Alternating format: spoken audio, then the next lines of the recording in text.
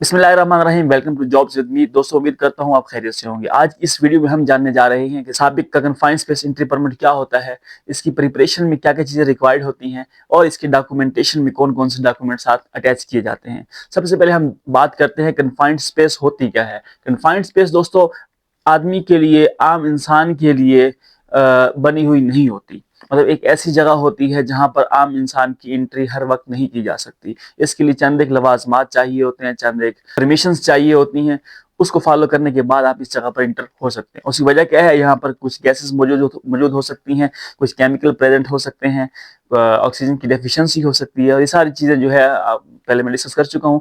ये सारी चीज़ें जो है खतरात का बायस बनती हैं, जिस वजह से आम इंसान को हर वक्त कन्फाइंड स्पेस के अंदर एंट्री नहीं होती। उसके बाद हम जिक्र करने जा रहे हैं कि कन्फाइंड स्पेस एंट्री करते वक्त हमें प्रिपरेशन कौन कौन सी करनी चाहिए। प्रिपरेशन में सबसे पहले स्टार्ट वेंटिलेशन होती है। अगर आप कन्फाइंड स्पेस एंट्री करनी है, कन्फाइंड स्पेस एंट्री करने के लिए आपको सबसे पहले उसकी वेंटिलेशन स्टार्ट करनी होती है। किसी भी कन्फाइंड स्पेस के परमिट को लेने से पहले 2 घंटे पहले एटलीस्ट आपको उस कन्फाइंड स्पेस की वेंटिलेशन को चलाना होता है, ताकि फ्रेश एयर अंदर दाखिल हो जाए, ऑक्सीजन की अगर कमी है तो वो पूरी हो जाए और गैसेस वगैरह जो है उनका इखराज हो जाए।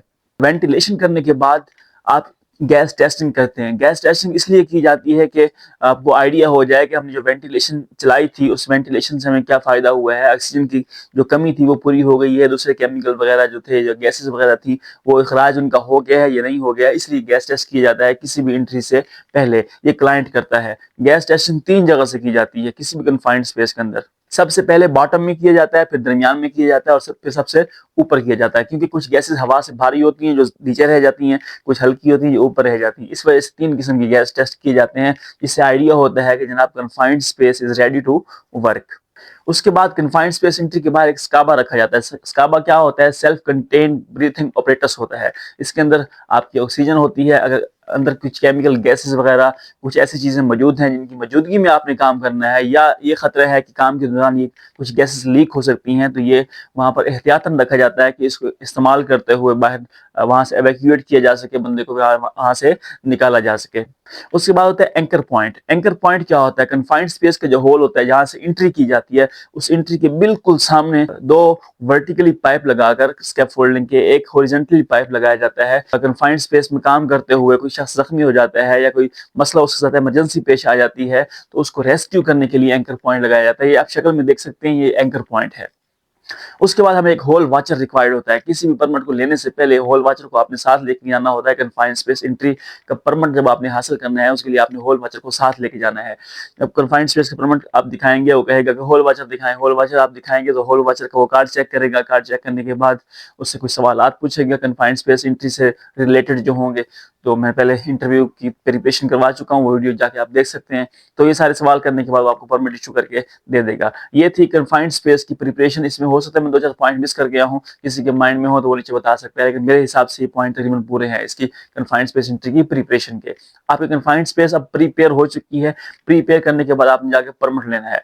परमिट जब आप लेने के लिए जाते हैं तो कुछ डॉक्यूमेंट्स रिक्वायर्ड होते हैं। उन डॉक्यूमेंट्स को आपने परमिट के साथ अटैच करके लेके जाना होता है। उन डॉक्यूमेंट्स की अगर हम बात करें तो सबसे पहले हमारे पास कन्फाइंड स्पेस एंट्री का वर्क परमिट होना चाहिए। कन्फाइंड स्पेस एंट्री का वर्क परमिट आपको दिखाता चलूं, ये रहा कन्फाइंड स्पेस एंट्री का वर्क परमिट। अगर हम बात करें confined space entry work permit की, तो इस confined space entry work permit का जो कलर होता है वो येलो कलर का होता है।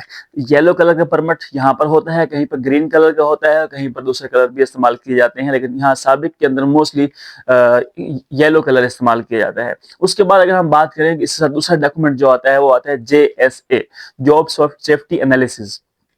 आपने कौन सी जॉब करनी है कन्फाइंड स्पेस के अंदर और कौन से खतरात हो सकते हैं, उनसे बचना कैसे है, सारी चीजें JSA के अंदर मेंशन होंगी। JSA पर भी हमारी वीडियो ऑलरेडी अवेलेबल है, अगर आप समझना चाहें उसे जाकर देख सकते हैं। उसके बाद जो दूसरी चीज आती है वो आती है रेस्क्यू प्लान। रेस्क्यू प्लान क्या होता है? इन केस ऑफ इमरजेंसी, अगर कोई अंदर इमरजेंसी हो जाती है, कोई बंदा गिर जाता है, कोई मसला मसाइल आ जाते हैं, तो उस शख्स को रेस्क्यू करने के लिए हम क्या तरीका इख्तियार करेंगे। अगर किसी इक्विपमेंट के अंदर 2 मेन वेज हैं, एक नीचे है एक ऊपर है, तो कौन से मेन वे से बंदे को बाहर निकाला जाएगा? अगर एक ही मेन वे है तो किस तरह से उसे निकाला जाएगा? ये सारी चीजें आपकी रेस्क्यू प्लान के अंदर मेंशन होती हैं। तो रेस्क्यू प्लान को आपने देखना है। चौथे नंबर पर जो चीज होती है वो होता है हैजर्ड असेसमेंट फॉर्म, पिछली वीडियो में हैजर्ड असेसमेंट फॉर्म के फिल करने पर बना चुका हूं। ये हैजर्ड असेसमेंट का फॉर्म भी कन्फाइंड स्पेस एंट्री परमिट के साथ लगा दिया जाता है। उसके बाद जो चीज आती है वो है वेंटिलेशन प्लान। आपने कन्फाइंड स्पेस को ओपन किया, ओपन करने के बाद आपने काम करना है उसके अंदर।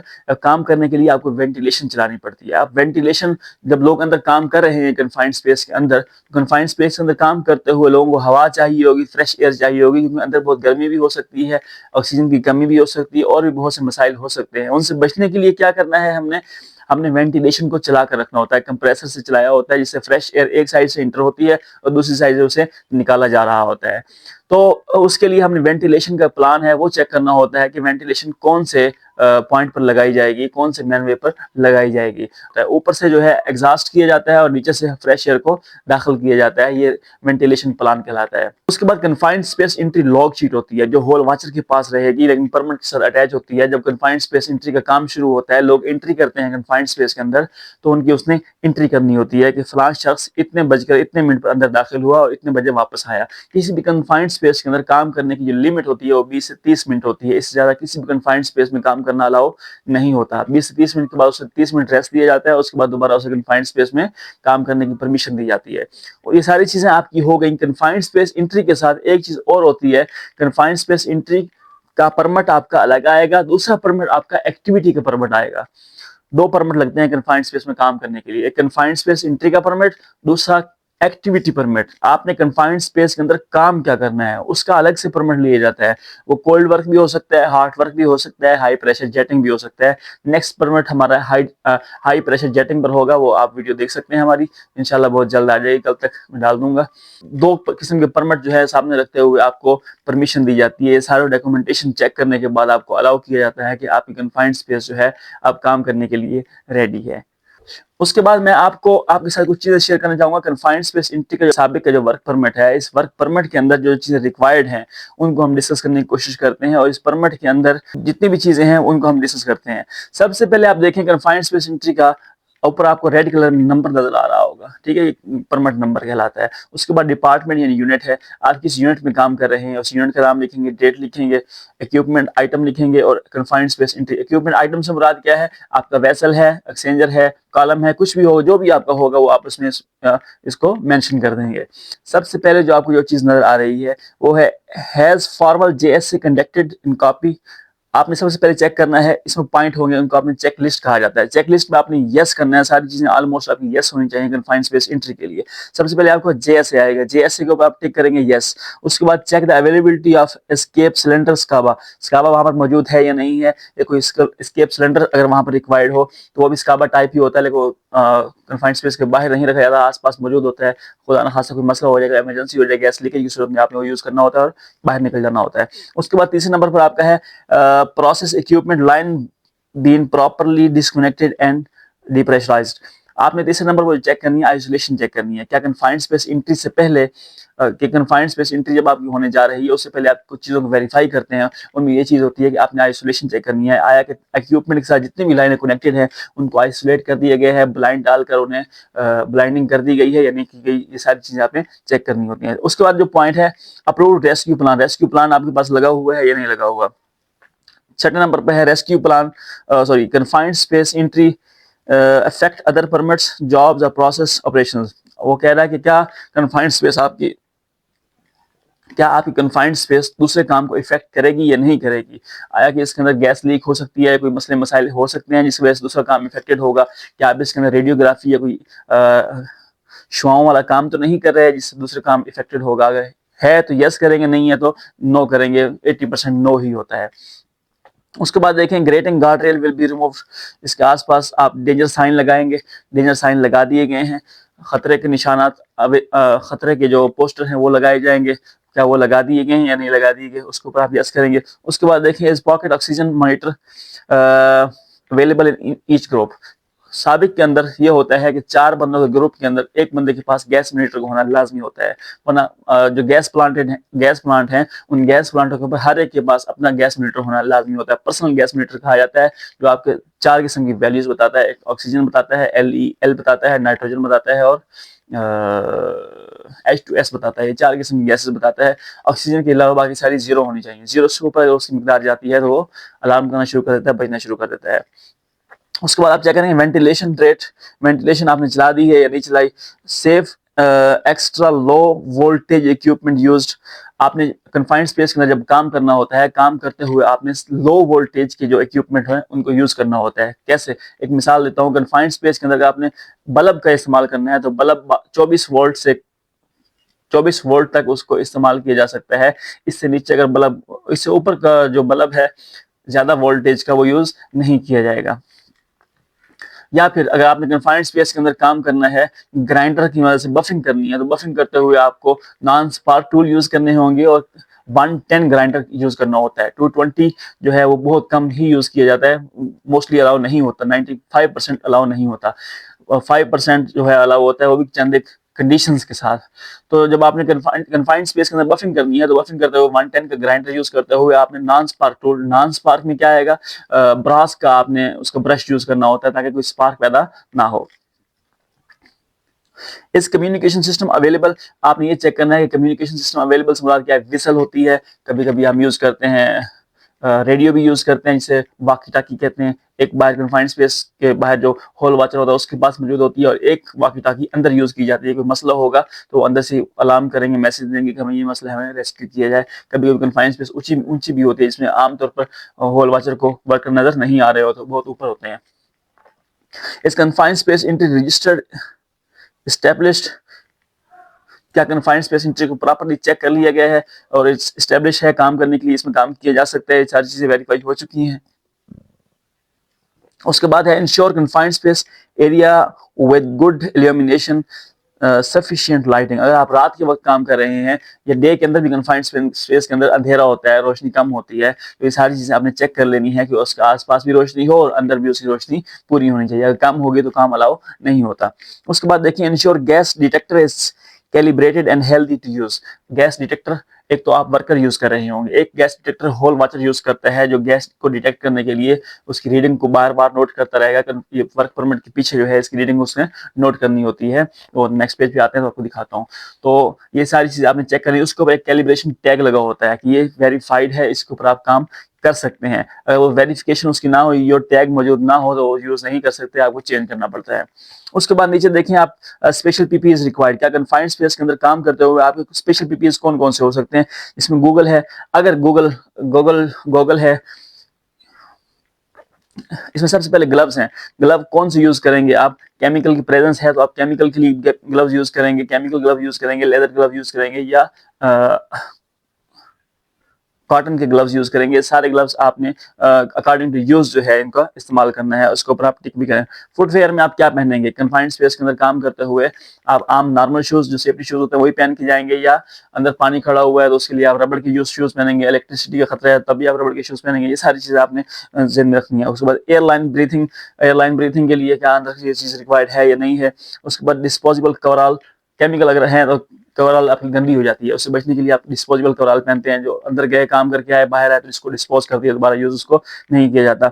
उसके बाद फुल मास्क रिक्वायर्ड है, फेस शील्ड होती है, स्कार्फ है, केमिकल सूट, रेस्पिरेटर फेस है, air protection goggles, life line, dust mask, ये सारी चीजें जो है हमने वेरीफाई करनी होती है। उसके बाद देखें entry manhole standby name required, ये स्टैंड बाई का सेक्शन है। स्टैंड बाई मैन के अंदर 4 स्टैंड बाई मैन के नंबर लिखे हुए हैं, नाम लिखे हुए हैं, आप नाम लिखेंगे, उनका ऑथराइजेशन नंबर होता है, सिग्नेचर होता है और डेट होती है। ये सारी चीजें आप लिखने के बाद उसके नाम पर परमिट इशू करेंगे जो कन्फाइंड स्पेस के बाहर खड़ा होगा हॉल वॉचर। अगर उसने कहीं वॉशरूम जाना है, पानी पीने के लिए जाना है, तो काम को स्टॉप करवा के जाता है। उस काम स्टॉप करवाने के दौरान नए बंदे को, या फिर काम स्टॉप करवा के चला जाने से पहले काम स्टॉप करवा के जाएगा, या अपनी जगह पर कोई और शख्स अरेंज करवा के जाएगा जो वहां पर कन्फाइंड स्पेस एंट्री के अंदर उसकी जिम्मेदारियों को पूरा करेगा। उसका नाम के नीचे हम लिख लेंगे। उसके बाद देखें इफेक्टेड एरिया इफेक्ट हो रहा है तो उस एरिया का जो सुपरवाइजर है उसके सिग्नेचर वगैरह लेंगे। उसके बाद नेक्स्ट आप उस पर आए तो आपको नजर आएगा गैस टेस्ट यहाँ पर जो इनिशियली गैस टेस्ट किया जाता है वो होता है क्लाइंट की जानिब से। क्लाइंट जो गैस टेस्ट करता है वो इसमें सामने लिखता है। सबसे पहले इसमें ऑक्सीजन है, ऑक्सीजन 20.8% होनी चाहिए। एलईएल लोअर एक्सप्लोजिव लिमिट जो है 0 होनी चाहिए। कार्बन ऑक्साइड जो है आपका 25 ppm तक अलाउ होता है। दूसरी चीजें आपकी कोई और गैसेस होंगी तो वो इसमें एडिशनली ऐड कर दी जाएंगे। उसके बाद परमिट इशूर के साइन आते हैं, परमिट रिसीवर के साइन आते हैं। उसके बाद नेक्स्ट आप देखें तो इंडोर्समेंट, अगर काम करने के दौरान आपका परमिट जो है आपने लिया 6 घंटे का, 6 घंटे का परमिट लेने के बाद आपका काम बढ़ गया 8 घंटे तक के लिए, 2 घंटे आपको मजीद चाहिए, तो उसको कहा जाता है इंडोर्समेंट। इंडोर्समेंट के लिए नीचे आप मजीद दोबारा से परमिट इश्यूर के सिग्नेचर करवाएंगे और परमिट रिसीवर के साइन करवाएंगे और उसको इंडोर्स कर दिया जाएगा। उसके बाद देखिए other permit issues in confined space, और कन्फाइंड स्पेस के अंदर आपकी एक्टिविटी क्या होने जा रही है, उस एक्टिविटी को इस परमिट के ऊपर आप लिखेंगे और वो परमिट अलग होगा, लेकिन इस एक्टिविटी को इसके अंदर लिखा जाएगा। उसके बाद नीचे देखें आप परमिट रिसीवर, जब परमिट आप क्लोज करने की बारी आती है, काम आपने कर रही है, परमिट क्लोज करवाने के लिए जाना है, तो नीचे फिर आप परमिट इश्यूर के पास जाएंगे। परमिट रिसीवर जो है जब आप काम कंप्लीट कर लेते हैं, काम कंप्लीट करने के बाद परमिट जब आप क्लोज करवाने के लिए जाते हैं, रिसीवर की चंद जिम्मेदारी है। इसमें पूछा जाता है कि हाउसकीपिंग कंप्लीटेड, क्या आपने हाउसकीपिंग कर ली है। हाउसकीपिंग से मुराद चीज़ों को अपनी जगह पर मेंटेन करके रख दिया गया है, सफाई सुथराई हो गई है या नहीं हो गई, यस करेंगे। वर्क इज कंप्लीटेड, क्या काम पूरा हो गया है आपका, शिफ्ट एंड होने में आप काम खत्म कर रहे हैं, परमिट क्लोज करवा रहे हैं, तो उसमें आप यस या नो आप हिसाब से करेंगे। काम पूरा हो गया तो आप यस कर देंगे, काम पूरा नहीं हुआ तो नो करके आप परमिट को क्लोज करवा देंगे। नेक्स्ट पेज पे आ जाए। नेक्स्ट पेज पे आप देखें तो आप नजर आ रहा होगा stand by man entry sheet. इसके अंदर कन्फाइंड स्पेस एंट्री करने वाले लोगों का नाम लिखा जाएगा और उनका आईडी नंबर लिखने के बाद इन और आउट की डेट लिखता रहेगा। उसके बाद नीचे देखें गैस टेस्टिंग। गैस टेस्टिंग जो है रिक्वायर्ड फ्रीक्वेंसी जो है, फ्रीक्वेंसी लिखी हुई है, इसका मतलब है कि कितने घंटे बाद गैस टेस्टिंग की जाएगी। 2 घंटे बाद, 4 घंटे बाद भी होती है, कभी कभी कंटिन्यूस गैस टेस्टिंग भी होती है। अगर कंटिन्यूस गैस टेस्टिंग है तो गैस टेस्टिंग मॉनिटर जो है कन्फाइंड स्पेस के अंदर रखा जाता है और उसकी जो रीडिंग है हर 10 मिनट बाद, 5 मिनट बाद उसको नोट किया जाता है। लेकिन मोस्टली ये है कन्फाइंड स्पेस के अंदर, यहाँ पर साबिक के अंदर जो लास्ट टाइम मैंने जॉब की है, इसके अंदर 2 घंटे के बाद गैस टेस्टिंग थी, तो हम लिखते हैं 2 आवर्स। हर 2 घंटे के बाद उसने गैस टेस्टिंग यहाँ पर नोट करनी है। गैस टेस्ट से नोट करने के बाद परमिट के ऊपर लिख देनी है और यूं आपका ये जो परमिट है कंप्लीट हो जाएगा। उसके बाद नीचे आप देखें line last minute risk assessment, इसे लिमरा कहा जाता है। लास्ट मिनट रिस्क असेसमेंट यानी लिमरा। इस लिमरा के अंदर क्या होता है, जब आप काम शुरू करने लगते हैं, शुरू करने से आखिरी मिनट में जब आप बिल्कुल तैयार हैं काम करने के लिए, उस लास्ट मिनट के अंदर आपने एक बार सोचना है कि मैं कौन सा काम करने जा रहा हूँ, इसमें खतरात कौन से हैं, इनसे बचना कैसे है और अपने आप को भी कैसे बचाना है और अपने दोस्तों को भी कैसे बचाना है, ये सारी चीजें आप नोट करनी है। इसे लिमरा कहा जाता है। ये भी आपने फिल करना होता है। इसमें जो चंद एक सवालों से पूछा जाता है, do all team members have a full understand of the task, क्या तमाम वर्कर करने वाले जो क्या तमाम काम करने वाले इस कन्फाइंड स्पेस के अंदर के हैजर्ड को अच्छी तरह से जानते हैं, सिक्योर है या नहीं है, ये सारी चीजें इनको बता दी गई हैं। उसके बाद देखें are the manual call point, assembly area point and safety shower known. क्या कन्फाइंड स्पेस एंट्री के आसपास अब उनको पता है कि मैनुअल कॉल पॉइंट कहाँ है जहाँ से वो इमरजेंसी के लिए कॉल कर सकेंगे, असेंबली एरिया कहाँ है जहाँ से वो निकल कन्फाइंड स्पेस से निकल कर in case of emergency safe assembly area में जहाँ पर जाना है क्या उनको दिखा दिया गया है।